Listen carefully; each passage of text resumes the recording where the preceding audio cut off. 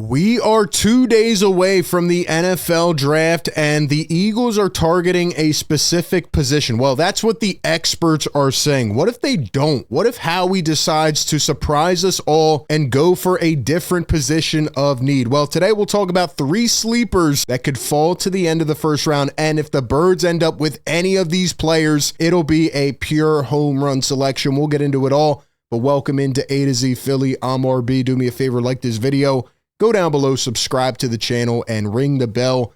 Get ready for all this draft content coming your way. We will have you covered up and through the NFL draft.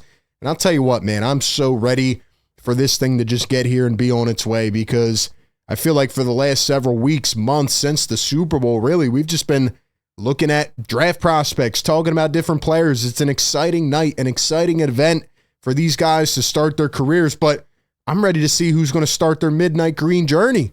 Right? A lot of these young players have made significant impacts in the last couple years. A lot of people are projecting a young defensive lineman to the Eagles early in this draft, and I think that's fair. If we go look at our mock draft database, here's the final updated needs and players that the Eagles could look at pick 32, right? Kenneth Grant, Nick Emenwari, James Pierce, Ezaraku, Luther Burden, Walter Nolan, Gray Zabel, Tyler Booker, Emeka Egbuka, and Donovan Jackson.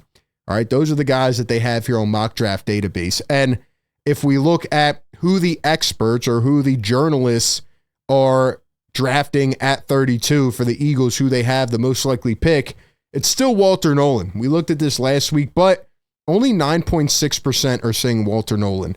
7.5% are saying Donovan Ezaraku, and 6.7% are saying James Pierce. So really nobody knows, right? It's an up in the air type of thing. And I ran 5 mock drafts, and I'm going to run through them quickly here. I only did the first round. So the first one I ran, I got Siobhan Revelle out of East Carolina. That's a cornerback. Definitely interesting.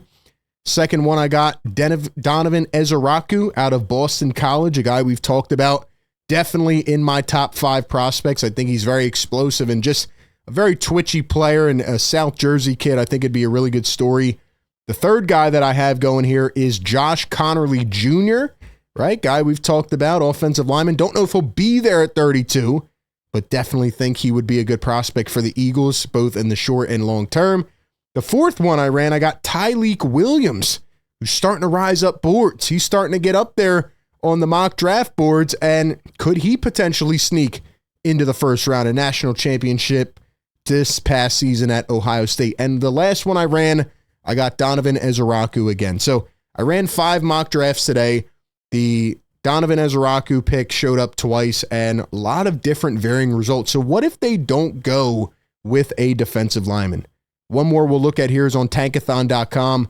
They have Nick Scorton to the Eagles, who had a top 30 visit, had that picture with Brandon Graham. He's a guy they like.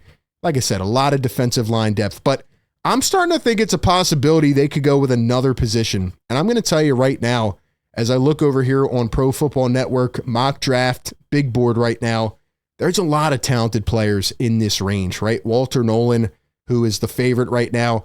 Gray Zabel, we talked about. Josh Simmons, who will probably go up a bit.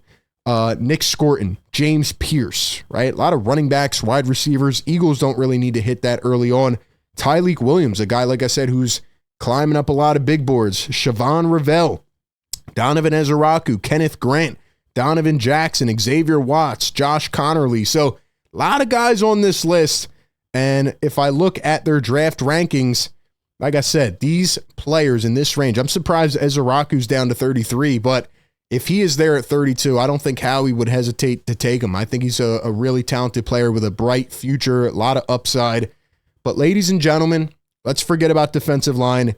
3 sleepers that they could look at. Number 1, who is falling down a bit in the latest mock drafts, is Nick Emenwari. Nick Emenwari, a safety. We talked about Malachi Starks. I think it's pretty much a lock at this point that he goes in the mid-20s. Nick Emenwari out of South Carolina, a junior, 220 pounds, 6'3", and this guy has been a late bloomer, but ladies and gentlemen, he is amazing. 12 games this past year, 88 tackles, 3 tackles for loss, 4 interceptions, and pretty much from watching this guy, I mean, he jumps off the screen.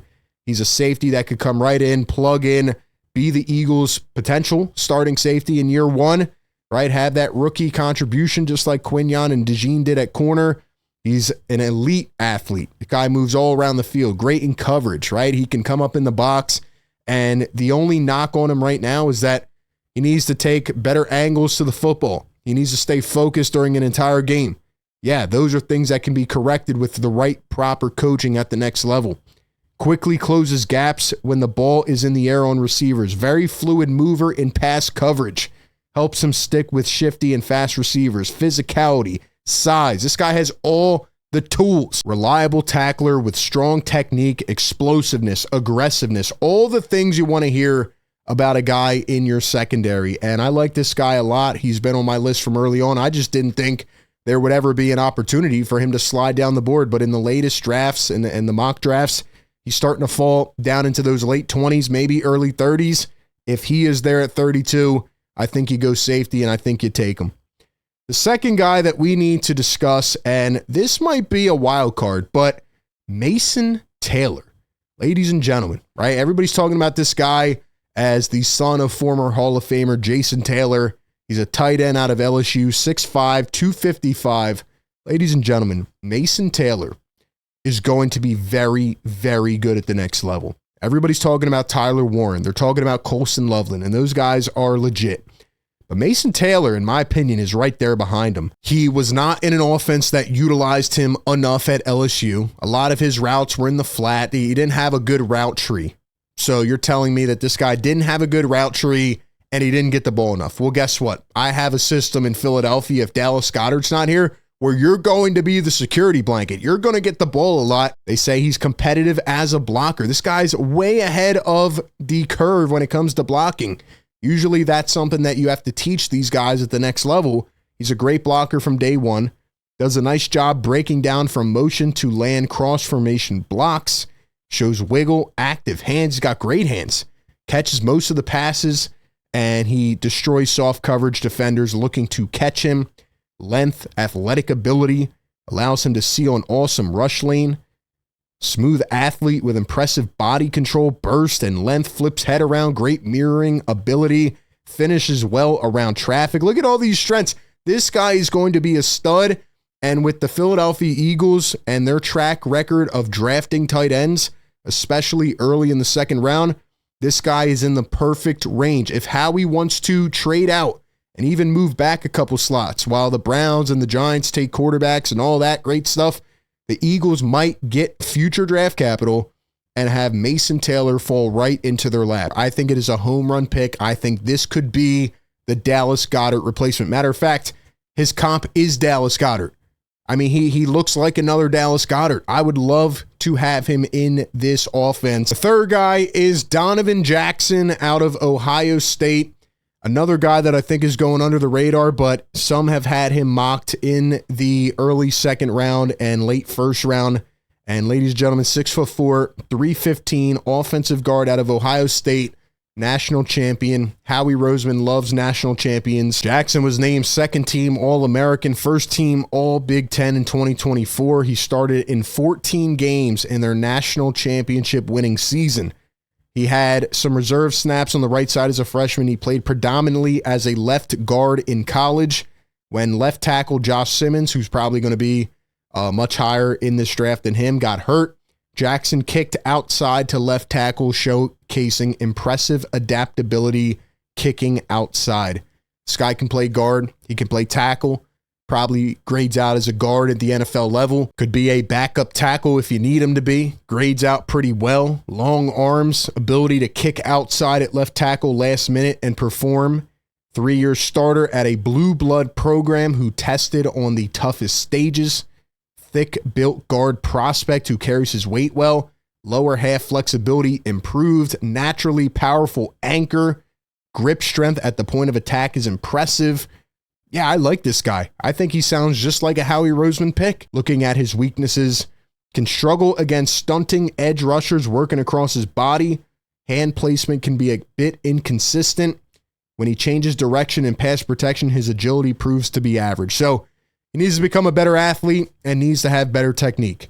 Yeah, bring this guy into Stoutland University and watch what he does. I think he could be really, really good. So at the end of the day, the Philadelphia Eagles have a lot of different things they can choose from on Thursday night. I mean, there's a lot of guys at the position of need for the Birds. So I think there is a really good chance that they just stay at 32 and make that pick, but all about maneuvering the chess pieces, playing the board.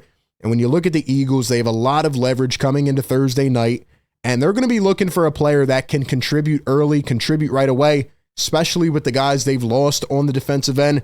I think there's a good chance that whoever they do draft ends up being a contributor in year one. The question is, what position are they going to look at? Where are they going to go? Give me your thoughts and predictions down below in the comment section. And as always, appreciate everybody for tapping in. Be sure to like, comment, and subscribe. And I'll catch you on the next one.